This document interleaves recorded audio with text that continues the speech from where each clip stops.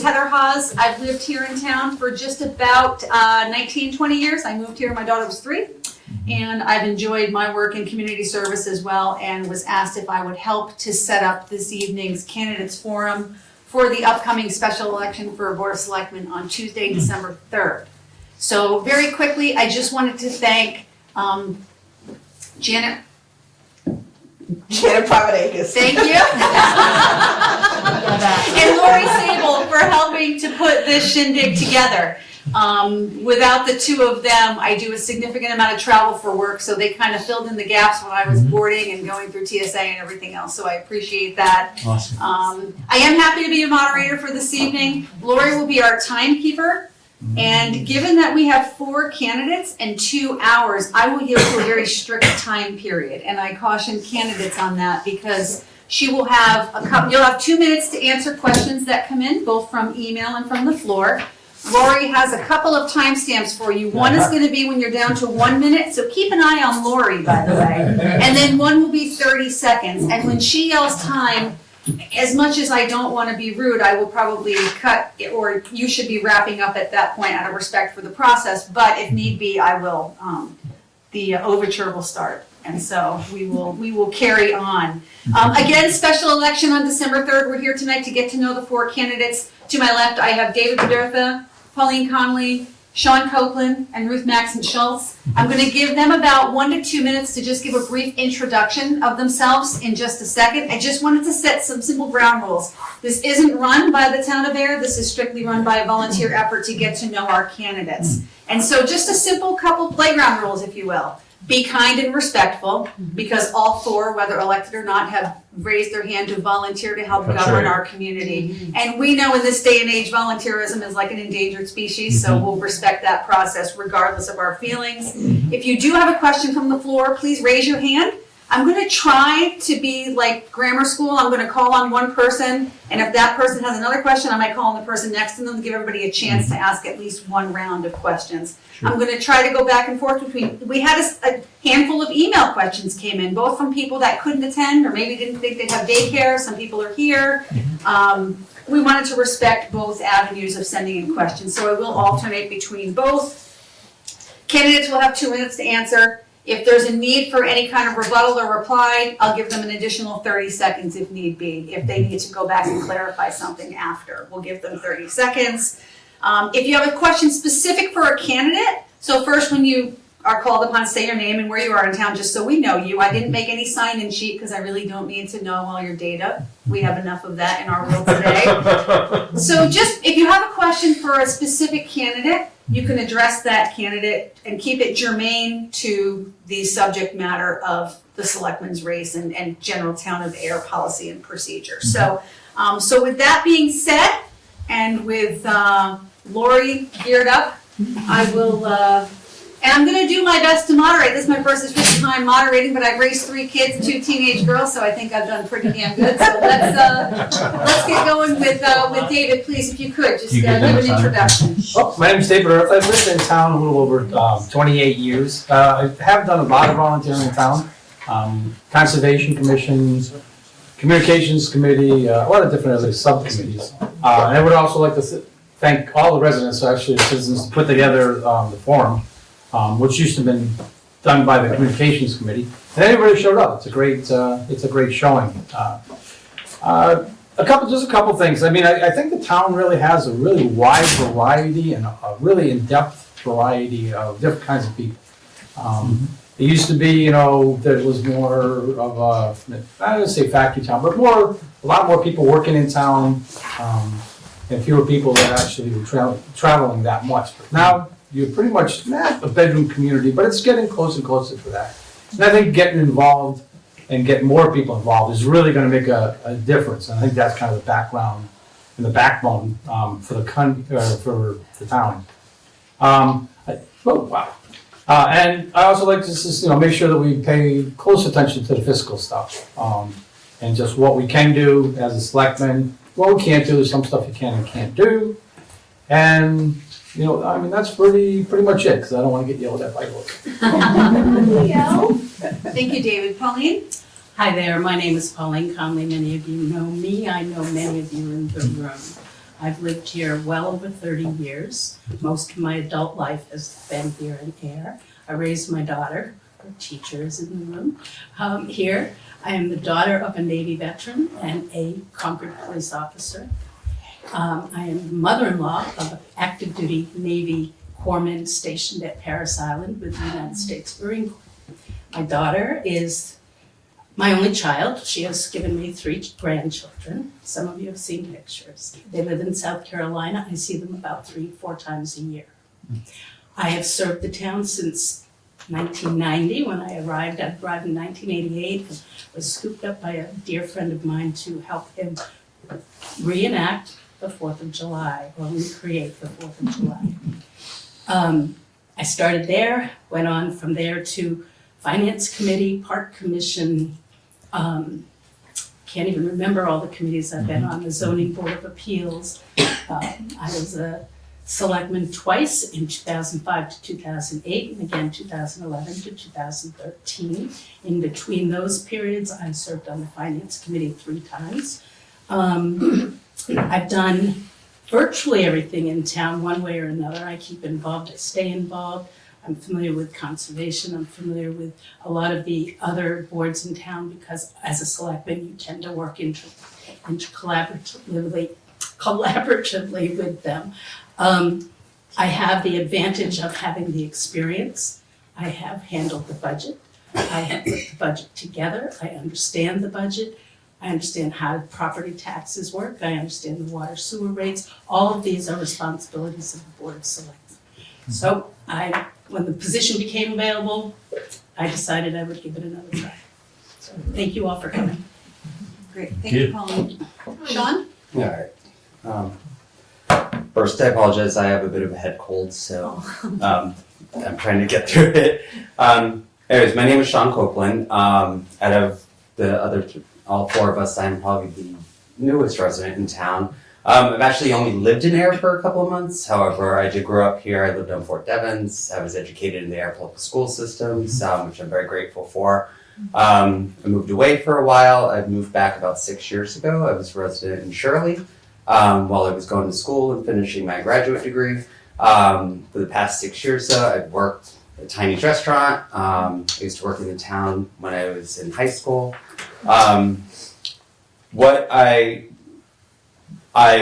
After finishing graduate school, I was looking for an opportunity to give back to my community, and this position became available, and I thought it'd be a great way to give back.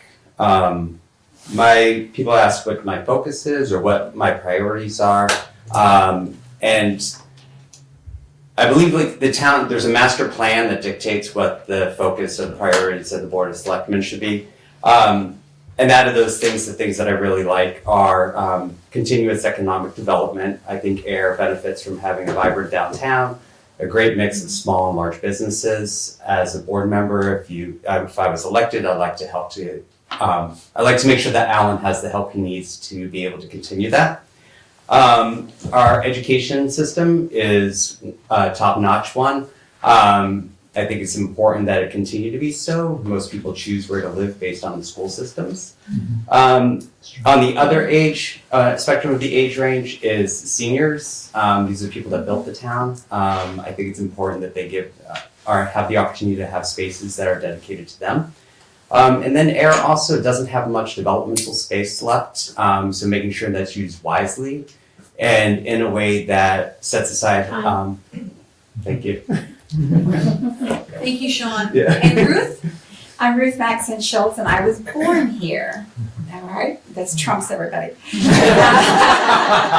I didn't always live here. I've just been back for 20 years, living in the home where I grew up.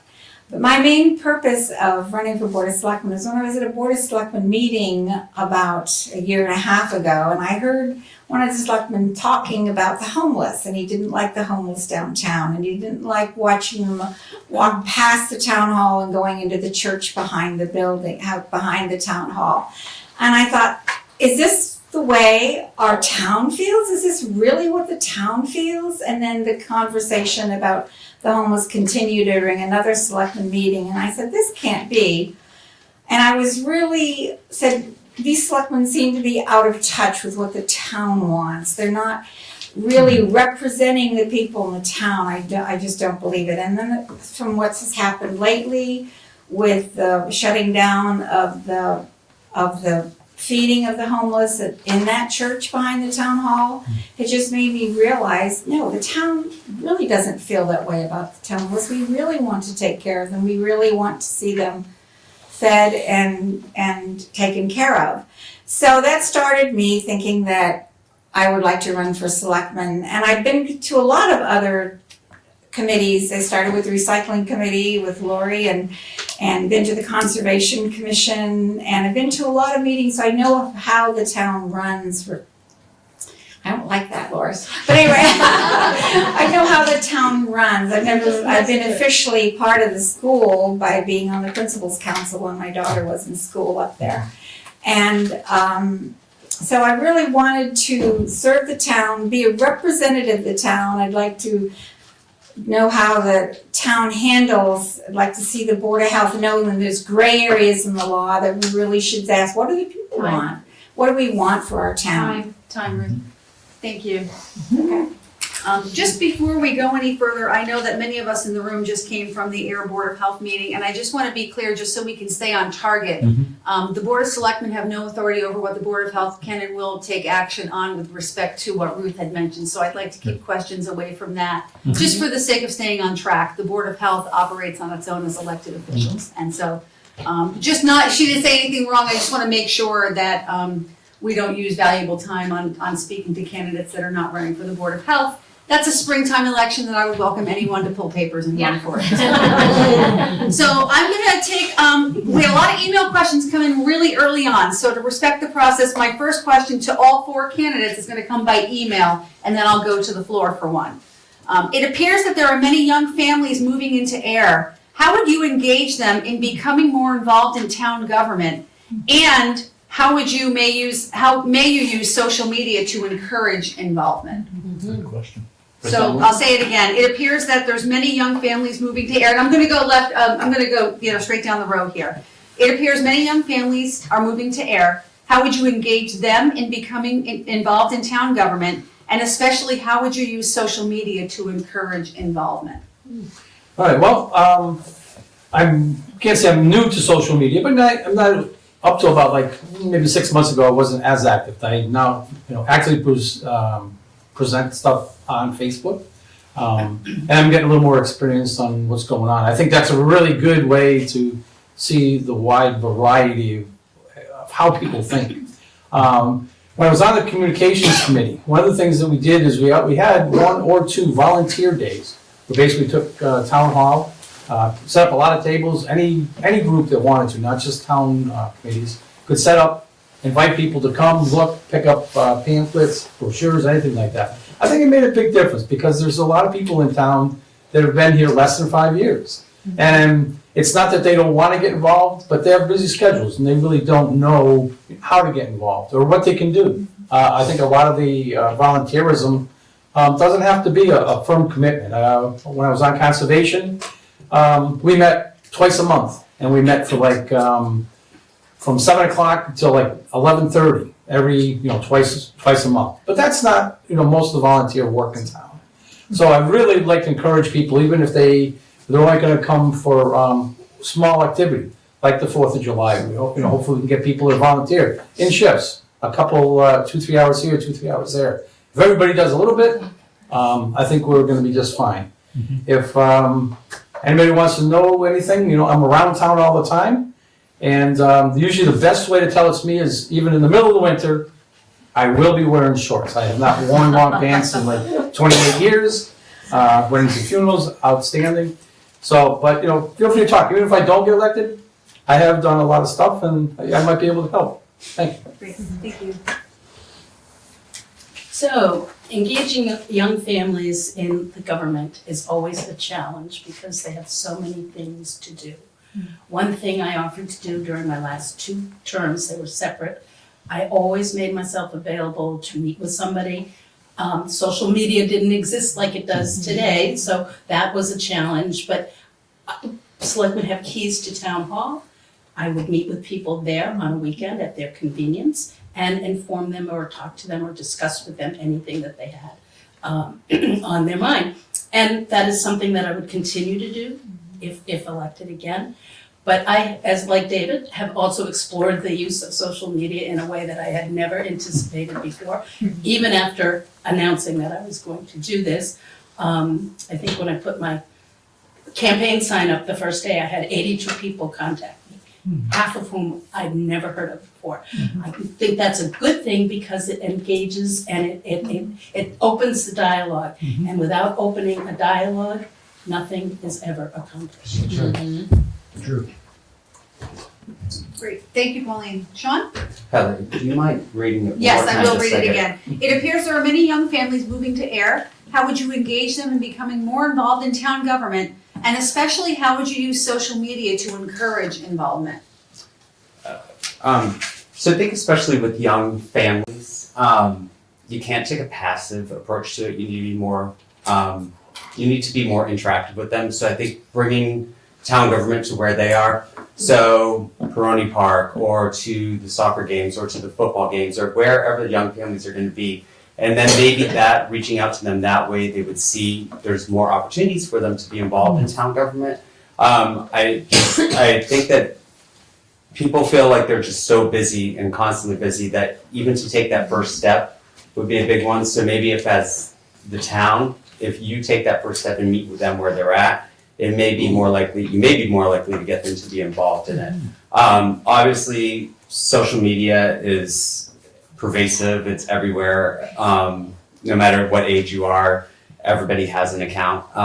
So I do think that it's a great tool for communicating to people, but I do believe that the one-on-one interaction is still key. Great, thank you, Sean. And Ruth? I would joke and say, I think we should all go out and kiss babies. Isn't that what they would do when they... I like to kiss babies. I have several grandchildren I love to kiss. But having things for children and for parents, especially with young children, it's very hard to get a parent to get involved. They can't go out at night. They have to get a babysitter. One has to stay home, and so many. Somebody has got a job, but it's very difficult for have evening activities for a parent of a young child. As they get older, it's perhaps a little bit easier. But I remember as a child growing up in Air, the fun things that we would do.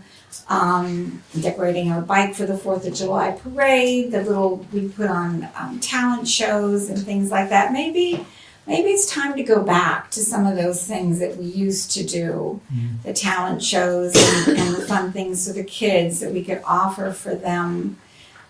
We certainly have enough facilities that we could offer things like that for the kids. And then if we're doing that for the children, maybe the parents then would want to help volunteer more because their children are involved in these programs and they would volunteer in other programs then also too. All right. Great, thank you. And I will say, most of the questions probably came from younger families that aren't here this evening. That was kind of the impression I got, but that was great. That's why I wanted to respect that process. Right. So I'll take a question from the floor. Anyone, please raise your hand and just identify yourself, and away we go. Please. My name is Ken Diskin, 180 Washington Street. One of the things that none of the candidates mentioned was better use of the town's website that we have existing as a way to outreach to the community. I'm on the planning board, and I found since I've been involved with town government that I find myself going to the website and finding out things about all the different departments in town and what's going on. So I would encourage anybody that's on the board of selectmen to push out to the community the fact that we have a great website and there's much information right there. That's great. Thank you very much. And nobody, you don't really need to speak to that. I think it was just a suggestion, yeah. And I did leverage, thank you to the town of Air. Was able to have them put some stuff about this forum on their website. So I did leverage that with Janet's help, so. Any other questions? Yes, please, in the back. Hi, Jonathan Kranz, 46 Washington Street. Wanted to ask the candidates what they thought was the single most important issue facing our town for the next 3 to 5 years, and what one or two things we need to do, or city government needs to do, or town government needs to do to meet that need. You're on. So, I think the most nearest term issue is I think what we have to deal with is, as everybody talks about, is the 4th of July. We're not gonna go into, you don't have to go into that too in depth, but that's an important issue. The town needs to have those kind of things going on. Geez, I just remind me again, it's So that's what- always being first is sometimes. Number one thing for the future of air, looking out 3 to 5 years out, and what one or two things are most important for government to do to get there. Yeah, so I think that one of the things high on my list is the, say, older community, people in the town that taxes go up, they continue to go up. It's pretty much an automatic that everything goes up 2.5%, but there's been almost no town meeting that we've not increased our budget by probably closer to 5% when you take in the special spending, additional trucks, DPO and all that. And I think we really need, that's a real important issue to me, I think we really need to keep that mix of older people in town, people that have been here for 20 years, 30 years, or even, like 10, 15. I think that makes a big difference. So I'd like to look at that as a long-term problem or a long-term resolution. So I think, that's probably my long-term one. It's, mostly, budget oriented and such. I'd also like to, volunteerism. I think you'll hear me talk about it a lot. Without volunteers, we're gonna have a real hard time keeping, the government running efficiently. We really need a lot of people to volunteer, and once again, it doesn't have to be a big time constraint. I think that's the way we're gonna be able to keep the town running, not only a good budget, but also get everybody involved, and so you get to know everybody. It's hard when nobody works in town. Thank you. Interesting question, and my first thought was a meeting I attended, I forget how many years ago, at which I was in disbelief about what I heard, and now I'm going to repeat it as a fact. Some of you in the room will remember when a resident, still a resident, put forward the Community Preservation Act as a means of stopping development. And his, I think it was adopted in 2001. So that's almost 20 years ago. And one of his biggest issues was the planning board had just permitted 600 building lots. Or permitted is the wrong word, but the planning board at the time had agreed to 600 building lots. And our water supply, as everybody knows, is restricted. We can only do certain things at certain times on certain days. Yet, and I'm not criticizing any large industry we have because they do support our revenue base, but they use all our water. Every bottle of Aquafina comes out of the same well, the bottles, the water we wash with, eat with, cook with. So while I don't think stopping development is the is the best result, we need to curb it so that we keep control of our resources while at the same time allowing the development to occur so the revenues create an even balance. I think that is the single most important issue in the next 3 to 5 years, and it's been going on for 20. So it's an ever evolving problem, but that's a great question, thank you. And by the way, David just called us all old, Ruth. You wouldn't miss out. Sean? I would think that the two biggest issues the town is facing is that we're getting to a point of there's no more developable land. So making good use of what is left. I rent in Air. I would like to someday be able to buy a place in Air. I will never be able to, I'm a social worker, I will never be able to buy one of the homes that is being built right now. They're just, which is good for a tax base, but I would like to see somebody like of my income or on a police officer's salary or a fireman or a teacher's salary, be able to buy a home in Air. So making good use of what land is left to develop so that there's affordable housing for everybody. And then I think the other one is, I know our drinking water is safe, but the PFAS issue and making sure that that water is cleaned up. I know it's a big issue with people, and it's an environmental thing, and clean water is definitely something that's important. So I think making sure that all the resources are there that are necessary to clean up our waterways would be the second one. Thank you, Ruth. I think that financial responsibility is the most important thing for the next few years. We see our taxes just keep going up, we have all these overrides, and I think we really have to watch very carefully the budget, what we spend money on. We don't want our senior citizens who are on a fixed income to have to worry about whether or not they can pay their taxes or eat their food. It hasn't happened here in Air yet, but some of the cities it's going on. And so we have to be careful with that. Of course, our environment, whether or not we're polluting, and I'm very glad that conservation got their new regulations passed, because I think they'll be a big help for the future, not being able to build so close perhaps to some of their wetlands and all. That's very important. And the ones that the residents and all we have here, to try to educate them on good environmental practices, especially the ones that live around the ponds and all, so that our water doesn't become more contaminated and have more problems than what we have already. There was something else I can't remember. Community, establishing a sense of community with so that we can gather together as a community. That to me would be very important, not to have conflict and to have dissension, and just to establish a community together. Great, thank you. I'm gonna read one that came in by email.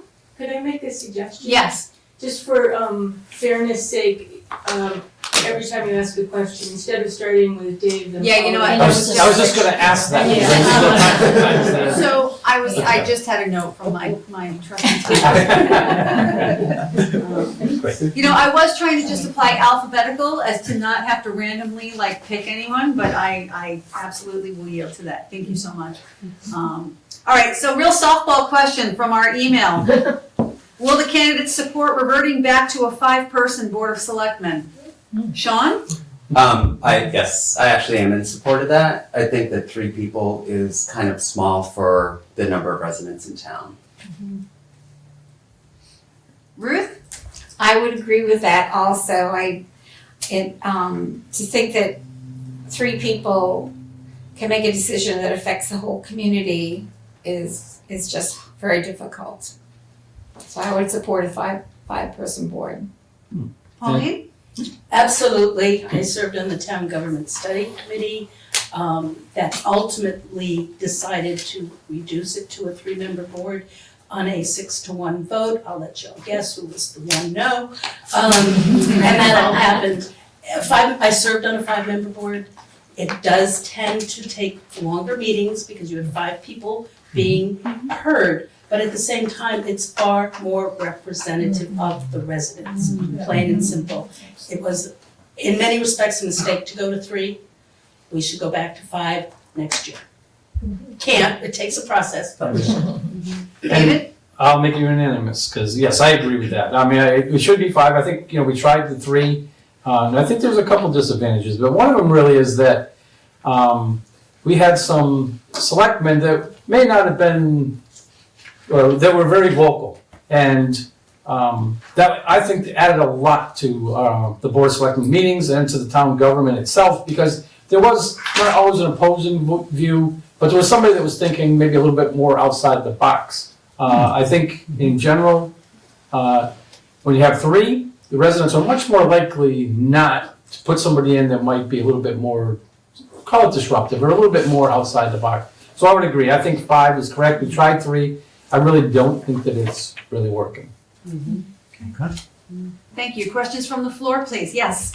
Well, along lines with this. Can you say who you are? I apologize. Jessica Gino, Thank you. from Mountain View area. Yeah. Along those lines, I sort of like the idea of maybe going back to a 5-person board, but I recall the reason we did go down to 3, that there was an effort to, was because of not just people thinking outside the box, but active dissension on the board. So what I'd like to ask everybody is, what is your experience, past experience working collaboratively with other people in a governing situation? Because I think we all want more input on the board, but not necessarily to go back to a dysfunctional infighting board. So I'd like to throw that out. Great, okay. Why don't we start with Ruth? Okay. My mother always taught me to not be part of the problem, to be part of the solution. Right.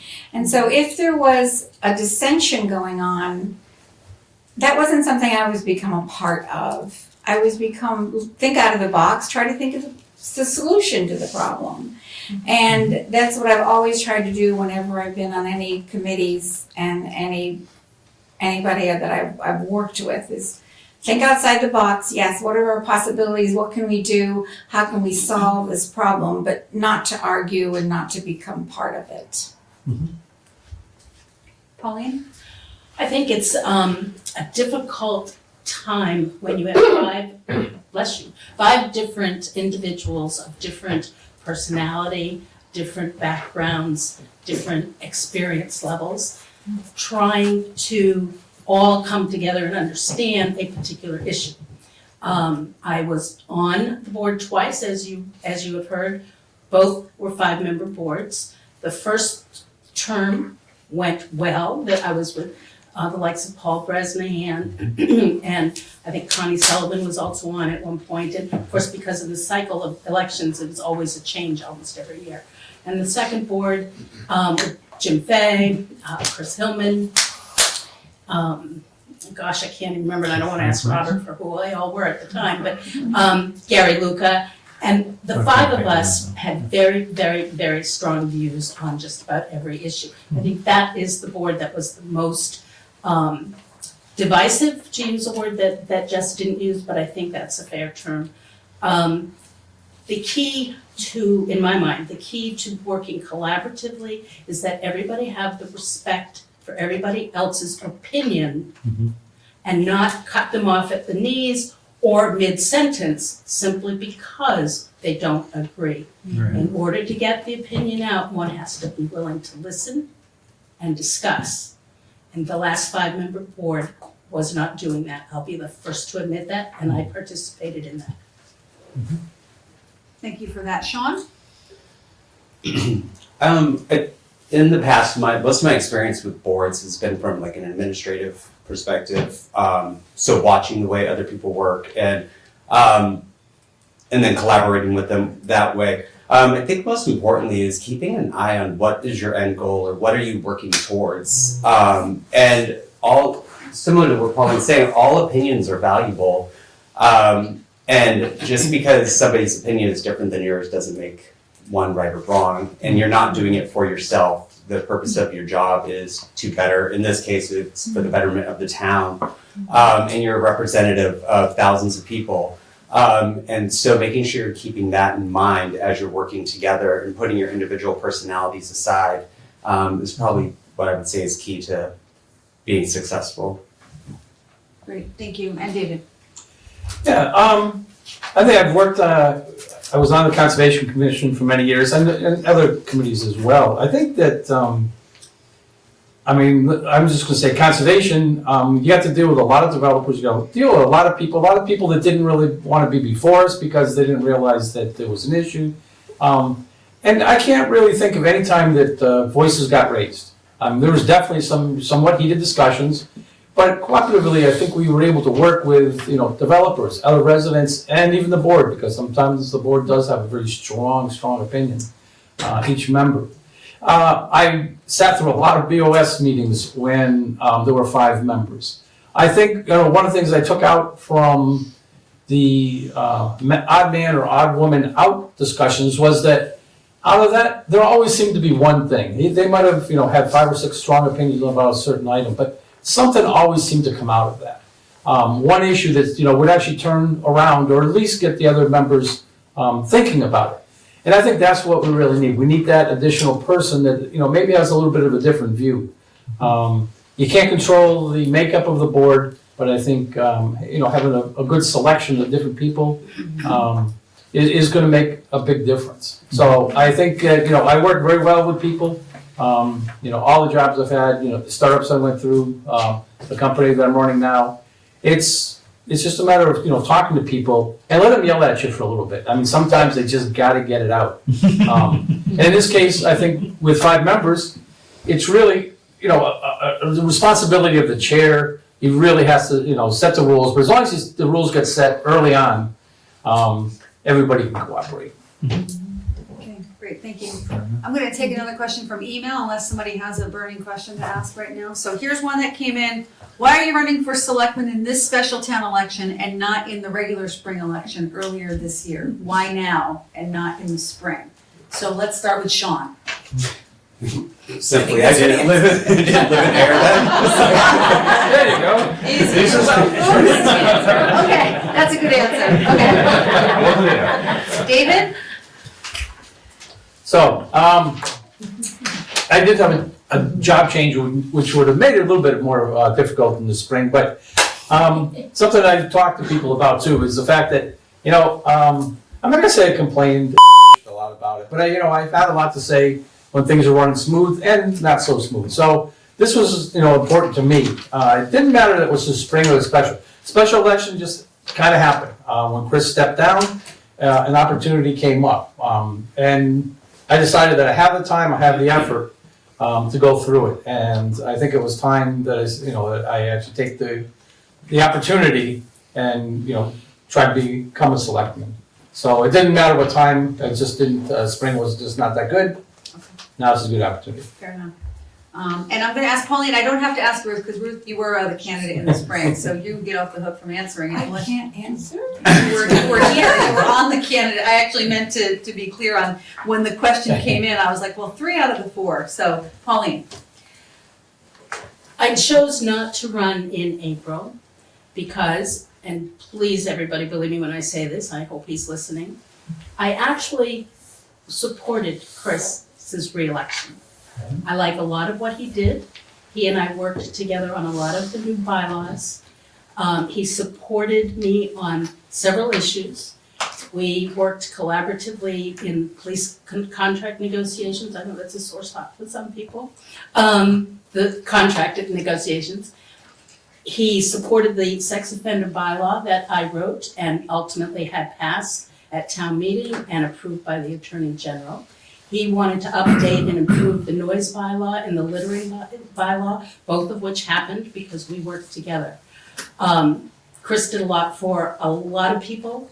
I advocate that, as you heard earlier, and I would like to continue most of the work he started. Some of it I didn't agree with. We'll just leave it at that. But I wouldn't want the 5 selectmen, the 3 selectmen, however, 7 selectmen, since some towns have 7, to always agree with one another. That defeats the whole purpose of having elected officials. So my goal here is to fill Chris's spot and hopefully dialogue with him about what he would still like to continue to do that I can agree with. So that's why I'm here this time. Plus, I have a little bit of experience. all right. Question from the floor. Anyone? Sure, Steve? Steve Wenzel, Willard Street. I would like to ask about the fireworks. So we had a meeting and there were really good reasons why we couldn't do it. So I would like to know why we can do it and kind of turn that around a little. And I don't expect it to be easy, but I would think if somebody comes up with a good solution, we'll probably get elected. There are a lot of very so you have some good ideas on how maybe we can make that work. Sure, thank you, Steve. Pauline? Well, boy, am I lucky to get that first. For about 10 years. I have mixed thoughts about it, Steve, to be honest with you. I know that the town of Air commissioned, if you will, a report from a local law enforcement agency called CEMLAC, which is Central Mass Law Enforcement. I looked them up. I got some information from other police officers from other towns that I know. And they do such studies, and I believe on the November 5th meeting, there was a reference to that discussion that Chief Murray shared. how we bring the fireworks back is a tricky situation because we need the fire chief and the police chief to support it. I likened the news of the fireworks being canceled to the city of Boston canceling the BAA marathon, to the NFL canceling the Super Bowl because there are too many people in one space at one time. They continued those programs and they continue them today. And while we all live in a modicum of fear that something else will happen, we need to find a way to keep our lives going. Enter Devon's. Why can't we just move our event over there? We don't have jurisdiction on Devon's. Right. So one of the first things I would like to see done as a selectman is bring back the home rule petition Selectman Maxon tried in 2012 that failed because it wasn't well explained. Bring back the home rule petition, return the jurisdiction of our land to us that is on Devon's, and then we can have our fireworks, because the fire chief even said it would be a perfect location. Thank you, Pauline. David? So, I mean, many of you that were at the special meeting, they heard me speak about some of it. So I think, the first thing I want to say, and I said that night as well, is that we hired the police chief, we hired the fire chief to do just what they're doing. They're worrying. And they, that's what we pay them. We pay them to worry about not everything, but pretty much the largest of issues. So we had some discussion that night. Well, we need is just use the talent that we have here in town. We have a wide variety of people that have a wide variety of jobs. Everything from security all the way up to concessions and food, that kind of a thing. So everybody has a different mix as to how they think about things. When somebody brought up at the meeting with Chief Murray, it's like, well, if we gave you 40 volunteers, would you make use of them? And he said, yes, nobody's ever volunteered that before. If I had those people, that might make a difference. I think the key to this whole, the 4th of July is, I hope that we can bring it back. The key is that we had a major charrette for the parking garage. Get those people, we got everybody together. It was a lot of talking going on. Let's see what we can do. Let's see, how we can get together and do. I think people will volunteer. If you say, can you take a 3-hour shift standing at this barrier? I think people will do it. If you tell them, can you give your whole day from 7 o'clock in the morning until 10 o'clock at night? No, you're not going to get that. It's not from a lot of people, and that's understandable. Let's go through the whole process and look. It may be possible, I hope it's possible, but we don't know, and I think that was my biggest issue when we were talking, at the meeting, when talking about the Board of Selectmen, is that we were never asked. We should have been asked, we should have gotten everybody together, not, whatever it was, a minute or 2-minute discussion in an open meeting with the Board of Selectmen. I think that should still happen now. Get everybody together. If we can't get the people to do this, I don't want to say we don't deserve it, but if we can't get the people to do it, then maybe it's time. Thank you. Sean? I don't think there's an answer based in reality that is going to find you having the fireworks in July, unfortunately, not at Parody Park. I think that there were so many decisions or so many reasons thrown out there that all made sense, but when it came down to it, it's a public safety issue. There's only one way in and one way out of that park, and I know we do live in fear of things, which isn't a good way to live. But at the same time, if something happened down at the park, and an ambulance couldn't get somebody out of there to the hospital, and then it would be the tragedy that happened at 4th of July. So I don't think, unless short of redesigning Peroni Park, making more access points, I don't think there is a way to see that it happens this year. I do appreciate at November 5th at the meeting, it was though that the town is actively working with Devon's to see if maybe next year see if that is a possibility. So if we don't have the fireworks for 1 year and then it moves on at a different location in the future, I think it's a win for the town. And Ruth? Well, growing up here, our 4th of July celebration used to be 2 days, 3-day celebration, big fire, what do you call it? Anyway, big Fall fight. Thank you. Big bonfire one night and the fireworks another night, and we had thousands of people coming, it seemed like to me as a child. And to have two selectmen just vary the whole thing was very shocking to me without any discussion in town. What do the people want? Are we willing to put our lives on the line, you might say, by going to these fireworks? Is that what we want? Or we want to say, oh, we want to stay home. We want to stay home and cower in our houses because somebody might come with a gun sometime and shoot somebody. I mean, to me, that's the way I feel about it. I feel like we can't live in cowardice because something might happen to us. That's not the way to live. It's not a life. So I really think that the risk assessment should be done. There's a risk assessment done. How risky is this? I spoke with someone who grew up here in Air, who now does security. He said, yes, it's possible to secure Saponi Park. It would take a lot, but you could do it, and you could have the fireworks there.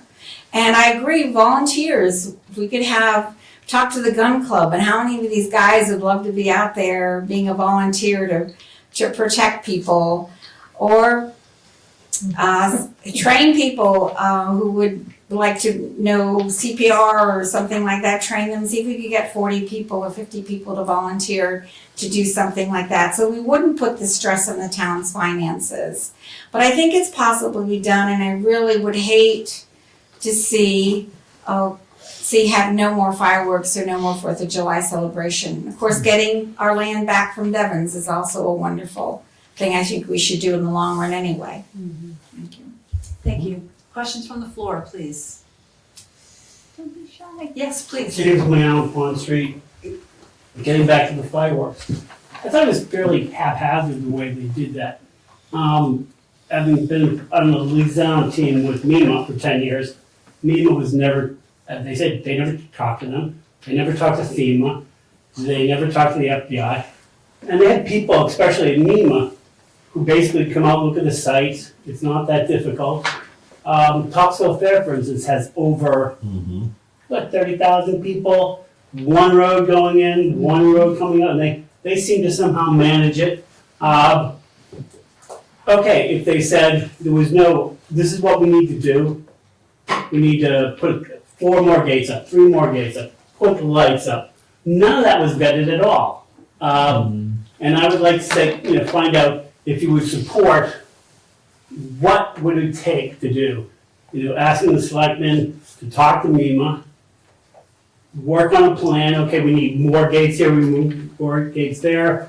Street lights in the one street that I guess there's never been lights on. Would you support getting verified plans to show what would it take? It might take extra 20,000. If it took 100,000, at least the public would know what the plan would be.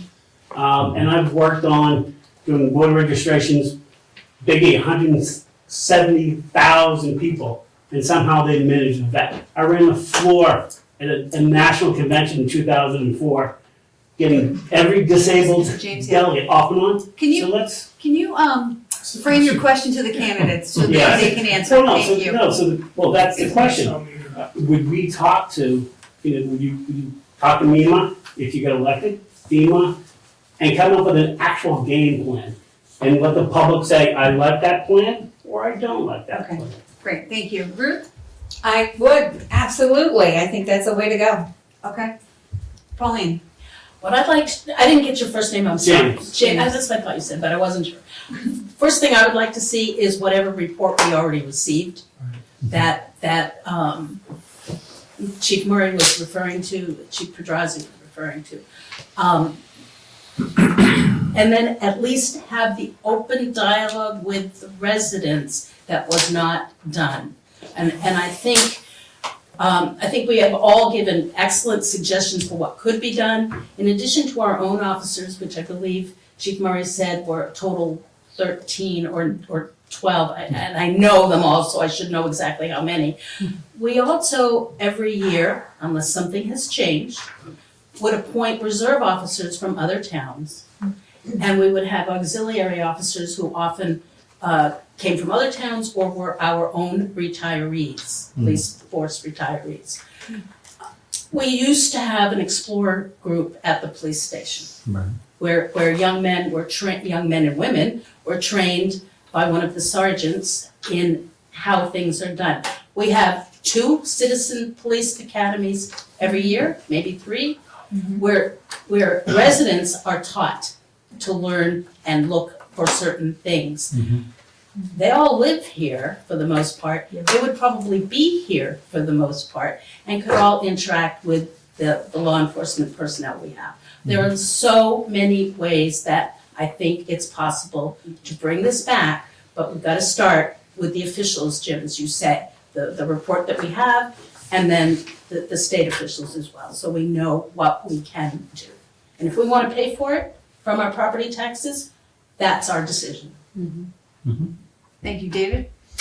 Yeah, I mean, I touched on it a little bit in the last response, but that's what we need. We need to put all the plans together. We need to talk to the people who really know. There's people that do this for a living, and MEMA is one of them. There's all these government groups that are more than willing to come out and give you information about, how to do this and how to do that.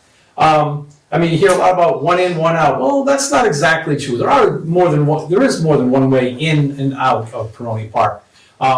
It has to be well directed so that, you want to keep School Street open. At least one half side of that should always be able to get an ambulance down there. You can do that, barriers and such.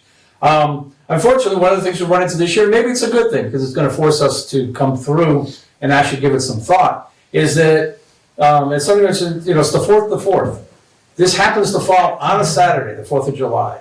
That means that a lot of the police officers from other towns that we used to be able to call on have their own activities going on. They may not be, major activities like AIR has got.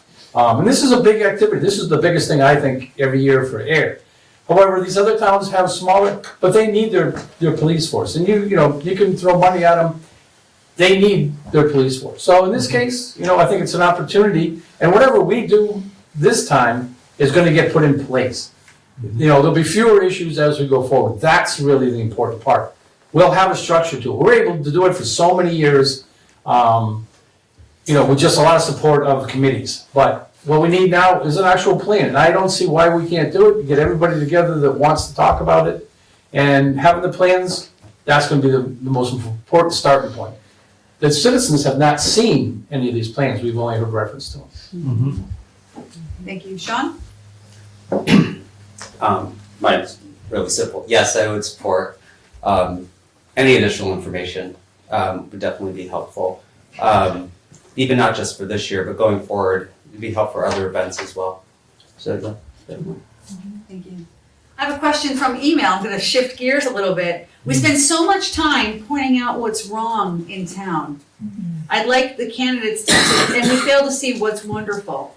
As candidates, I'm going to ask you to please point out one thing, not a list, one thing in the town of Air that makes us stand out from the rest of the surrounding community. So for that one, I'm going to start with Sean.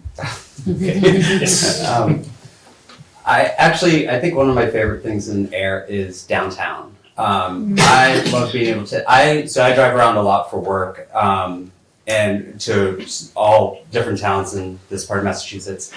And most downtowns that I drive through are kind of sad. And they're not nearly as vibrant as Air. And I love the fact that, and living right above downtown, I like to be able to walk down there. I like that we have excellent restaurants, cute shops. There's a lot of activities down there. So I'd say that's probably my favorite part of the town. Thank you. Ruth, favorite part of our community? What's wonderful? One item. I'm not just going all day with my own list, I'm just saying, but please. That is so hard. I like downtown too. But that is so tough. Think about that. I like the trains. I know, isn't that crazy? But I like the trains. I like to hear the train whistle at night. I know some people live right beside the trains, and I think it's horrible. But I like to hear the trains and the train whistle, and it's because I grew up living beside the trains here in Air, and I heard them. I knew they'd come at 8 in the morning, noon, 4, and 8, and that's a little train track that's now the rail trail. And the rail trails, I guess since it turned into a rail trail, I like that too. But, so I'll just say the trains, even though there's so many more other things I like. Sure. Thank you for that. David? Well, downtown is great, but that's already taken, I mean, actually, It could be yours too if you want, but it was just more to diversify. yeah, no, I mean, I am gonna kind of expand a little bit on that. Downtown is great, I mean, the restaurants, and we're getting more and more people, although you walk down there on a Saturday, and, before like 11 o'clock, and there's nobody on the sidewalks down there. I think that's something that we can work on, but I think what I like is going on is we have a community economic development person now that's actually out looking at what to do to improve our local streets. Downtown, extending downtown, really up Park Street, down to West Main Street. And I think that one of the things I really like with the town is that it can adapt, it can change. And the people who get behind it, both of the Park Street and the West Main, people said, yes, we can see what your vision is. And some of that is, the newer, younger generation of people that have moved in. They have a little bit more insight. Well, a little bit more different kind of insight into what's going on, because they're coming from a lot of different communities. And that's important. So I go along, I think I like the fact that, the town is continuing to grow. And a lot of that, I think, is starting with our economic development. Great, thank you. Questions from the floor? Wait a minute. Oh, I'm so sorry, Pauline. That's when you shuffle it up, it gets tough. But she won't let you forget. I was out avoiding Thank you for that. saying that way. I don't- Speaking of trains, I was out avoiding that 7 a.m. run It's on my very hard to 5:30 keep a.m. track. run this morning, so I'm a bit tired. Apologies. No worries. So, one thing that makes Air stand out from neighboring towns is the way I heard that question. Did I get it right? Yes, yep, something that you see it's wonderful and stands out, correct? Many of you may not know this, but Air, as little as it is, has built 3 houses for Habitat for Humanity, and they're all in the downtown area, and 3 new young families who would have never owned a house in their lives are homeowners. These houses are not given to these people, they buy them. And they pay revenue, they pay taxes on their property, and they pay a mortgage just like we do. What is significant about those 3 houses is 2 of them are on land that the town took for tax title. The town donated to Habitat when I was a selectman. The town, through the Community Preservation Committee and Fund, donated money to all 3 houses to help build them.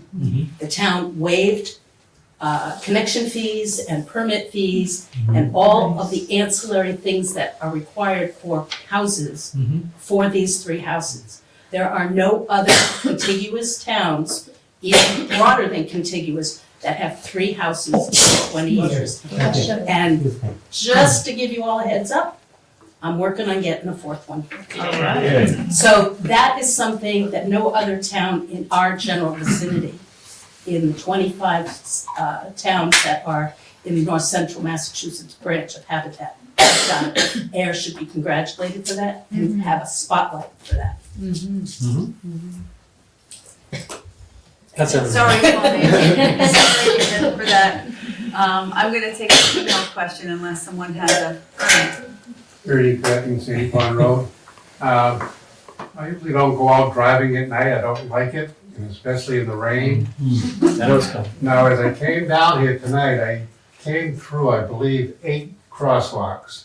And it was very, very difficult to see if anybody was in there on the side of them or what. Does anybody have a solution, if anybody else has a problem, of what can be done when they bring something up at the meeting to correct this, because it's just a death waiting to happen, I think. That's about it. Thank you. Let's start with Pauline this time, so I don't forget you. Anybody who knows me knows I walk miles and miles and miles a day. Used to do it alone, now I'm dragged along by a 9-pound dog. I take my life in my hands every time I cross a street with a crosswalk. I don't go out at night for many of the same reasons Ernie said. But I used to ride the commuter rail and I used to have to walk home every night across those crosswalks. I was able to persuade the board to move one from the post office to Adams Street where there is a street light. But you're absolutely right, it is extremely difficult to see at night. I forget exactly what year, it might have been 2007, 2008, or it might have been after I was on the board and I was on the finance committee, but we had a line item added to the DPW budget specifically for pedestrian signs. Not for lights, not for crosswalks, but pedestrian signs. We now have one at the courthouse that blinks like the stop sign at the end of Central Ave. Groton has those solar-operated blinking pedestrian lights up and down Main Street. I would love to see us put those at every single crosswalk where there's a lot of traffic, not necessarily outlier areas so much, but there's a crosswalk right by Heather's house on Groton Harvard Road. One should go there. It's very hard to get across the street. One should go, a crosswalk and a light should go right outside this building, because anyone who tried to get across tonight did so with some jeopardy, right? So that would be what I would suggest, and I would ask the DPW superintendent to accumulate that $5,000 over the last 10 years. $50,000 will buy a whole lot of signs. And they won't cost us any more money because they're not electric. That's right. Thank you for that. Ruth? I agree that something should be done. Of course, the DPW is the one in charge of this type of thing, and I'm not even sure if, since this is a state road, 2A and 111, I don't even know if the DOT has to be questioned and if they have to be involved with any kind of crosswalks. I do love the ones I see that have the flashing lights and the solar lights. I think they are absolutely fantastic. And the ones that give you warning when there's someone coming up to them, they're really wonderful. And I agree that we need some more crosswalks right out here on Park Street, one here, and then one down where they come down that hill on Groton Street. I think there should be one right there, and I can't figure out why there hasn't been one there.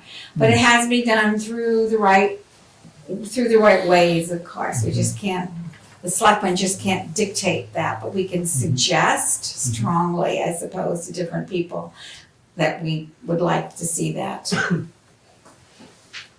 Thank you, David. Yeah, well, I'll go on with the push to flash signs. I mean, that is definitely a big thing. I think the most important part, or maybe one of the biggest places, is downtown, because we have on-street parking, and on-street parking is good for downtown. However, walking out, even in the very well-marked crosswalks, is dangerous because you just can't see. So the flashing signs, and we have control of that. So the state highway essentially ends a little bit past the rotary when you come into town. It doesn't start again until you get going out towards Charlotte. So we actually, I talked to a few people, one of them being the DPW, and those are our roads. So I mean, we have a lot of things that we can do. I know Alan's working on what they call quieting for downtown, which is basically change the road structure and people will automatically slow down a little bit. But we need something that flashes to draw your attention, definitely downtown.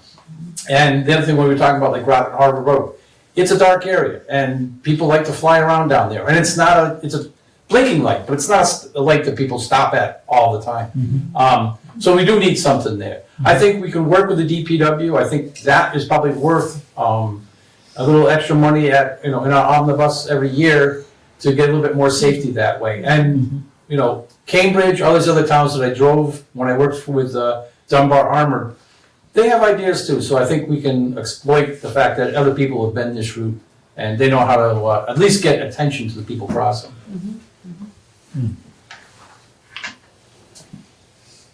And Sean. I guess the downside of going west. No, I would definitely agree.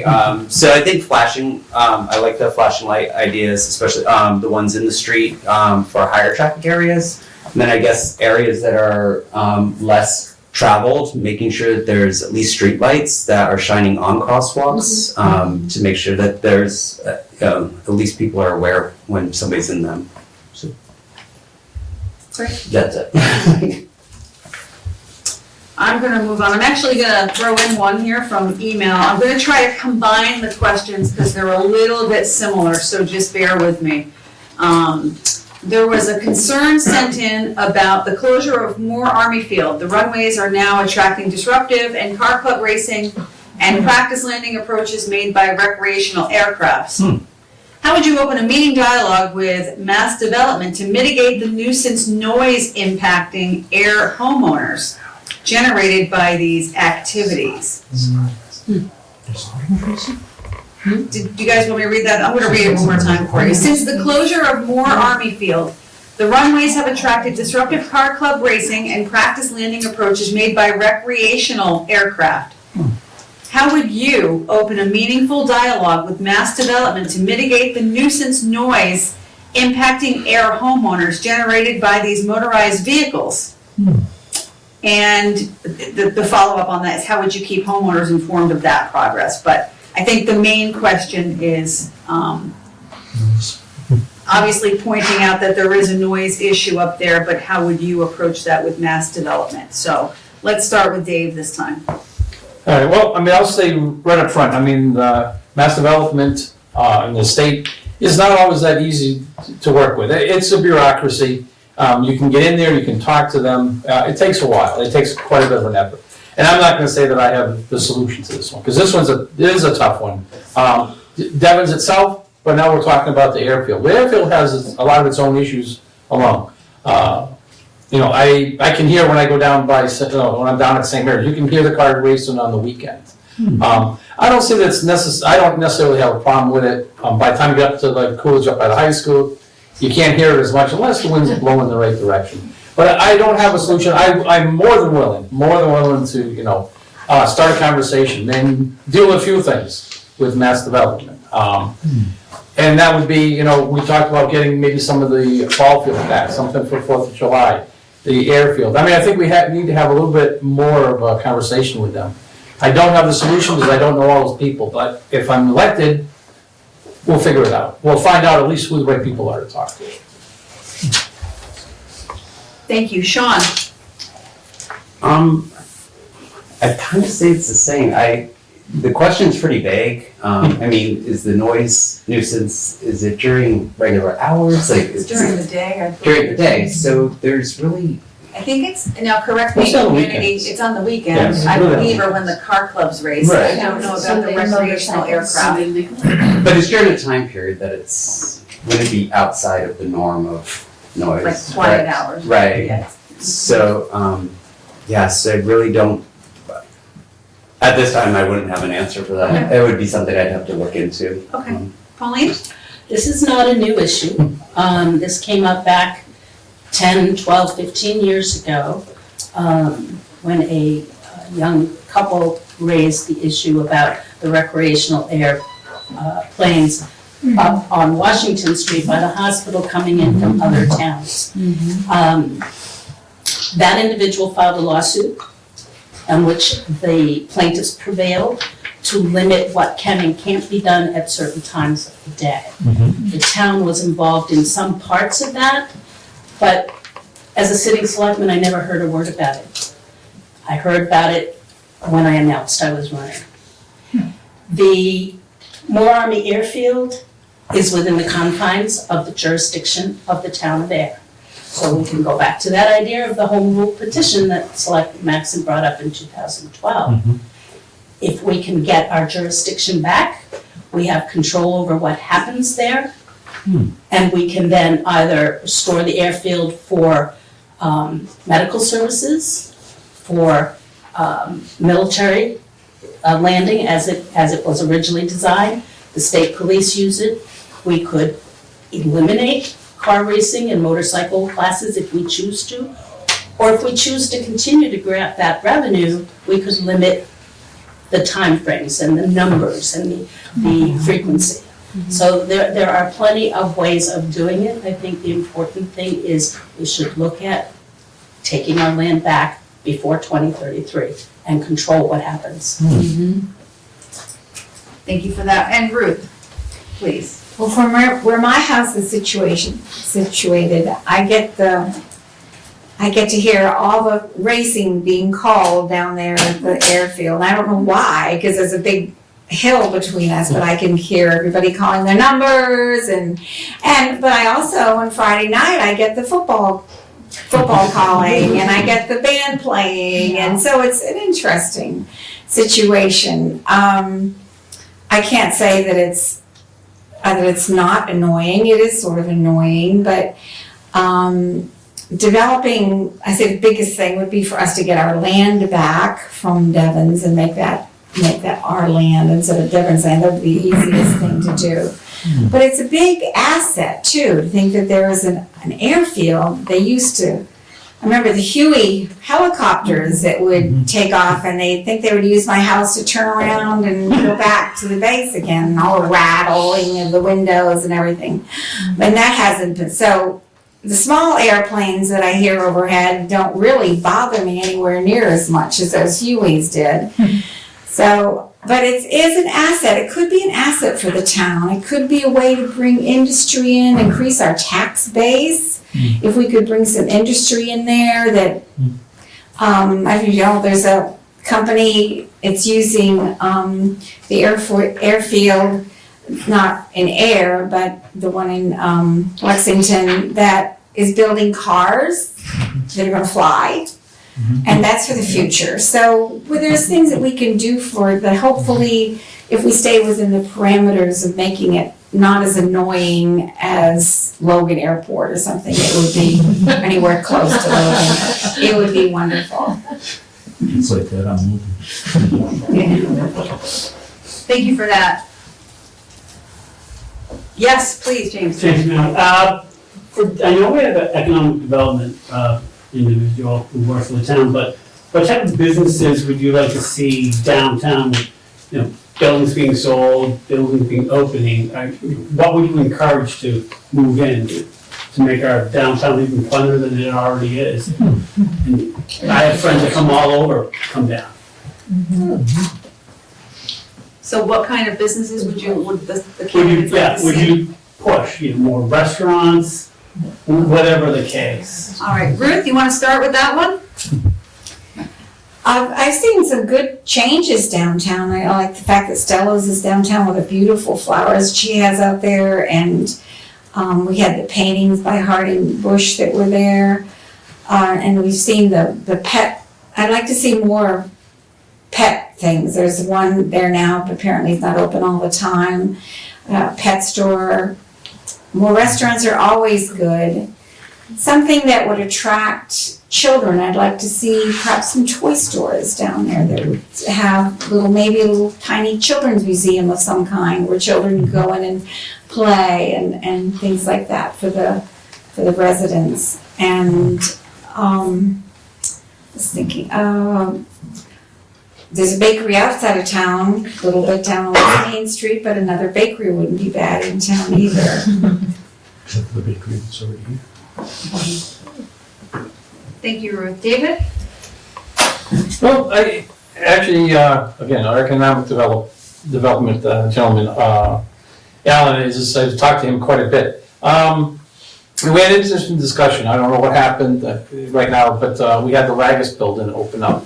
And that generated a lot of conversation with a good group of people that I was talking to. There was a lot of little things that good. I mean, I'd like to see some sort of electronics store. I mean, not a Radio Shack type, but something that had all the little cables you want, all this little stuff that you want, that you'd have to go out of town, not even like around us, but all the way out to Leominster, things like that. I'd love to see, and that's why I was hoping that, with the Ragus buildings, I really think maybe it's a business, maybe it's not, but we need some sort of art space. We really need some sort of a local artisan type space. I think that could be a small business. I mean, I think you could get somebody to come in that runs a booth style thing. Take a building that's already there. Unfortunately, our card shop is moving out or closing down. But I really think that we need something like that. And, hopefully that same art space could be something for the younger adults in town. A gathering spot, something like that. we have great restaurants downtown.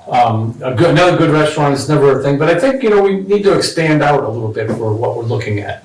All the restaurants downtown the food's great, the service is great. I think we need something that's going to bring people in that time between like 8 o'clock in the morning and like 11 o'clock on a Saturday or on a Sunday. Because none of the restaurants downtown open until 11:30 for lunch. So businesses like that, and I'd just like to be able to go and get a small something, a cable or something like that, in our town, rather than having to run out to Leominster. So that's what I'd like to see. I mean, we don't have to develop it, overdevelop our town. Thank you. Pauline? So I mentioned earlier in my opening that my daughter and son-in-law live down in South Carolina. The city is called the City of Beaufort, and it's the second oldest city in South Carolina. They have a main street which is called Bay Street because it's on the bay, literally. You can park on one end of the street, if you can get a spot, and walk completely to the other end of the street. And each of the connecting T side streets, because like we have tracks, they have water. So there are a group of buildings on both sides, and then in some of the other side streets, there are even more buildings. You could eat at a different locale each meal of your day for 2 to 3 solid weeks and never eat the same place twice. Wow. There are people, you can't walk the sidewalks, there are so many people. And I'm not talking tourist season, because I go down for birthdays, I don't go down for holidays. Restaurants attract people. What we could do in Air is continue Main Street down to the West Main Street Bridge and the Devon's Gate. That is all Main Street, from the Rotary to the Devon's Gate. It's all downtown. It can't always be walked by everybody. I can probably walk it, but expand it. The form-based code that we just adopted will improve those areas dramatically. And then all types of businesses, restaurants as well, will fit very nicely into our little downtown. The one big business I really think we want is a grocery store. More than anything. And that also attracts a lot of people and a lot of consumer, and not to mention revenues. So that's what I would like to see done. And I think with the Economic Development Office we have now, it's a very good possibility. Thank you. Sean?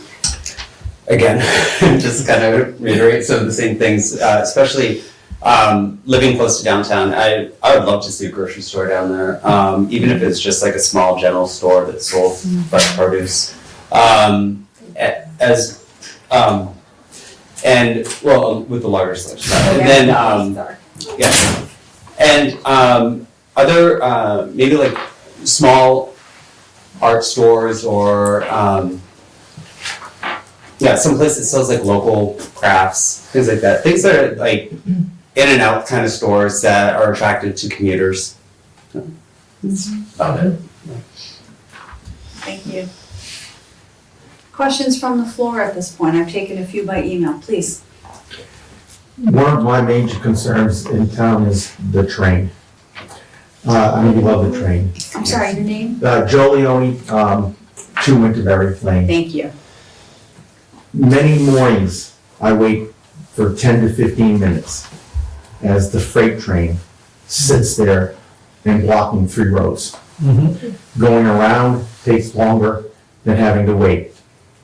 Is there anything the Board of Selectmen can do to alleviate that problem? Thank you for that question. Sean, you want to take that one first? I actually have no idea. I honestly, that's something I'd have to look into. I don't know that. Pauline? Joe, it's a very tricky situation because anyone who remembers your American history knows that railroad rules, right? The railroad has also just put in a 3rd rail so that there are freight trains all day long instead of the old 3 that we used to have, which still tied us up at certain road crossings. It's, in my humble opinion, virtually impossible to get them to change because they do have the lack of a better word, freedom to come and go as they please. But there's never any harm in opening a dialogue. Emergency vehicles have had to need to get through there, and they do accommodate that situation. The train does accommodate. They are all under control of some signal house or overseer. The departments, not just air, call the managers of the train on a regular basis when they need access. So it can be done. It's a matter of how best to do that. And opening a dialogue is the first and only way that you're going to ever find out. But it's not to say that that hasn't been done. It's just a very, very difficult thing to do. Is that something you're willing to do? Absolutely. We have been doing it for years. Chris just walked in, Robert can tell you as well. It's not something we've not tried. We've tried to stop whistles. We've tried to stop diesels from running perpetually because they will run all night long. I hear them from my house. Anyone who lives in town hears them. There's a dialogue that's been going on for a very long time. It's a matter of how you can make it happen. And that's the challenge. David? Well, I mean, it's a long time ago, but we are at Groton Depot. That's why we started, the town started out. It's hard. I mean, I've had some interaction on the Conservation Commission and a couple other things, so. Department of Transportation is strong. I mean, the train companies, they have a lot of control that a lot of people don't realize just how much control they have. Right. Yes, I mean, I'm more than willing to, try to open conversations. I know, you mentioned like Wagon Road, I was down there a few times, years ago, and accidentally got stuck at the end of Nemco, waiting to cross, or waiting to come back. And if you're not a resident, I don't believe you even have access to the emergency way to get out. I wasn't an emergency. But they pretty much, with the auto unloading facility also, they pretty much can do what they want to do. We like to think that we have control, but transportation, National Transportation Group is very strong. I would say that you have to keep up with them. You just have to keep on them continuously. Get them to turn the diesels off, even though they really don't want to have to do it. All we can do is try, but yeah, I would definitely support keep trying, because if we don't, nothing will change. Ruth? I definitely support opening up a dialogue with them, with your concerns, with other neighbors' concerns, and say, can you adjust where the trains sit or whatever, because this is a problem for us. And people listen when you're willing to talk to them, and hopefully, although as has been stated, the trains really have a lot of power and they have a lot of authority in what they do. And so it's difficult, but a lot of times you can find someone reasonable there, and hopefully that would happen. Good. Thank you, Ruth. Any other questions from the floor? Yes. Lori. Some of the, Lori Sable, One Winthrop And you're on the team. I know. Some of the issues that have been brought up tonight are relevant to some people, others aren't. But I think one thing that everybody can buy into is having a town that looks nice. And towards that end, we have a once a year cleanup day, which is very sparsely attended. I won't mention any names.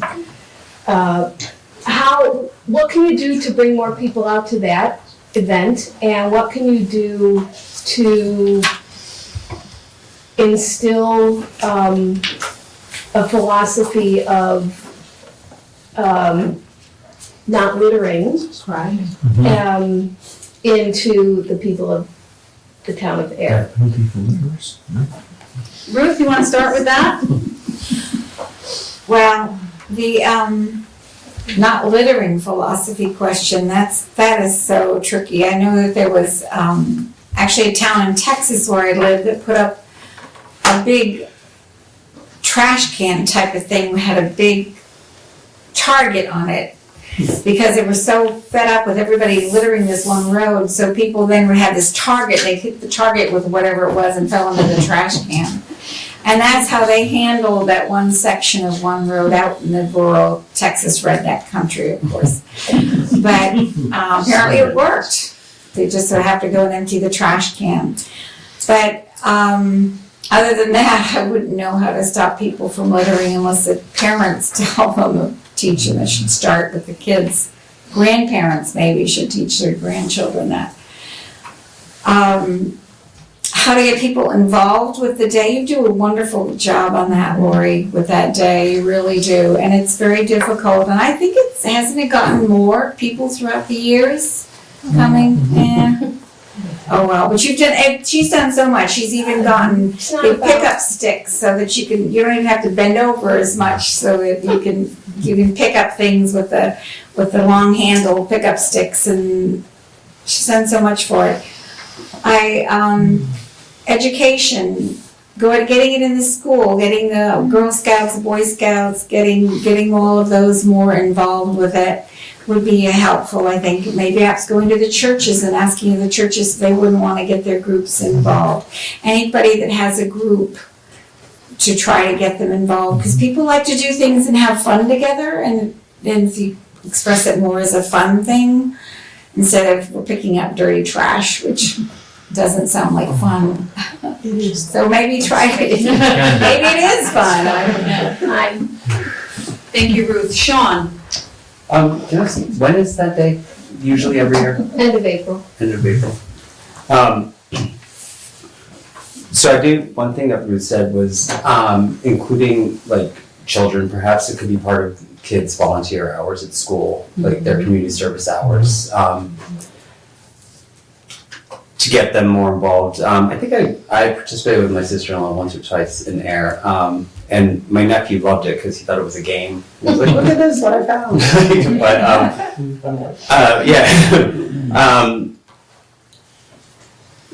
But I think it just goes to like having pride in your town, and I guess it goes also to the question about getting people to volunteer. How do you do that? Obviously, if any of us knew the answer, there'd be more volunteers. It doesn't mean that you stop trying. Obviously, you keep trying. And then to the part about littering, I just wish there was more ways to enforce like fines on people who litter. I used to have a roommate who thought that it was his right as a taxpayer to throw trash out, which drove me crazy. And I think that kind of is people's mindset, is that it doesn't matter, somebody's going to come along and clean it up. So I wish I had an answer for you, but I don't.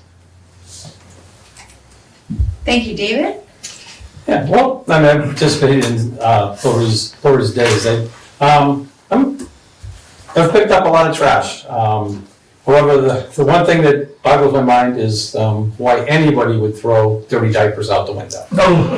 I will admit that I didn't have pickup sticks, and that's probably like the one thing I would not pick up. I think one of the things we really could do, I mean, there's been a lot of talk about redoing over Depot Square. You're talking about how to get people involved. I think if we had a little bit more of a dedicated space, then we could pull people down and maybe have some vendors and make it more than just a trash pickup.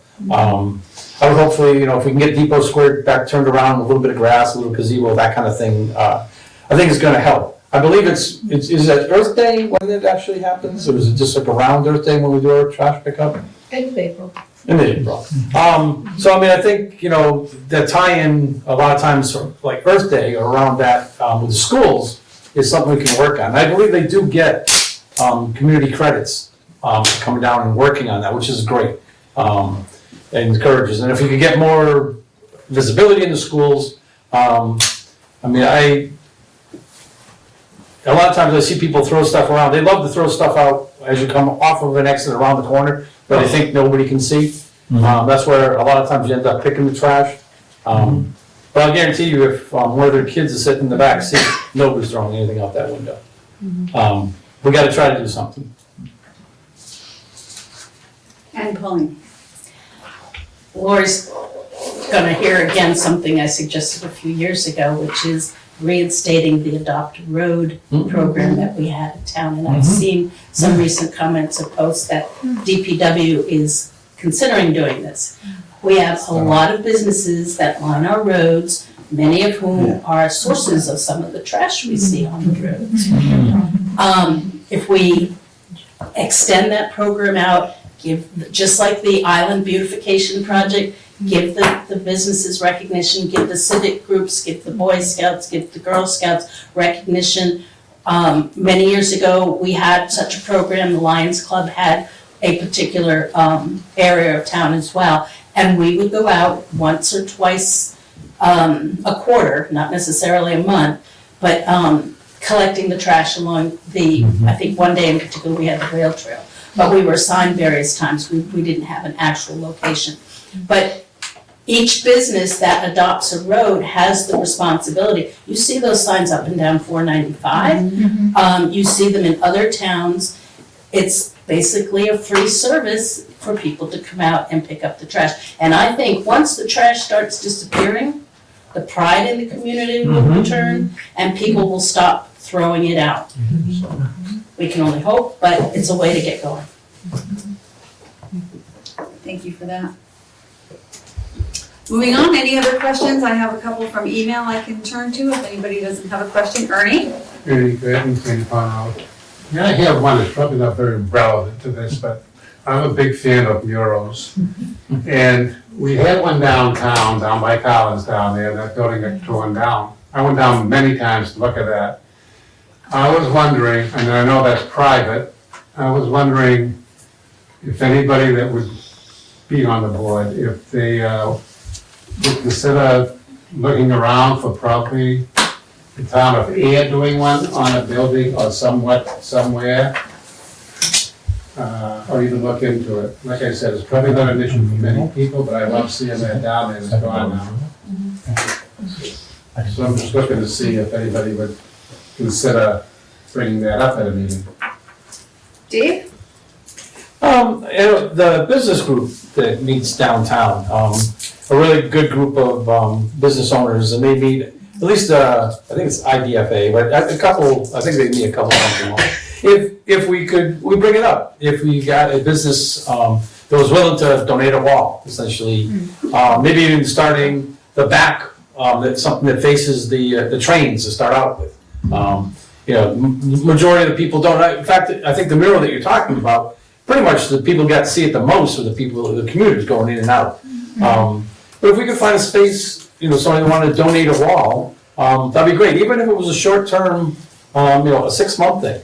And then the group or the town said, okay, once we're done, we'll help repoint the brick, or we'll help, it was a mess. So now, we'll repaint it all one color, that kind of a thing. I don't see why we can't do it. I mean, with the amount of people in town that are artistic and not always just graffiti type stuff, I think it's an underutilized group of people in town. Thank you. Sean? Yeah. I would definitely be in support of it. If there's an area where it would fit in with the town aesthetically, they'd be great. I think it would also make a great community arts project.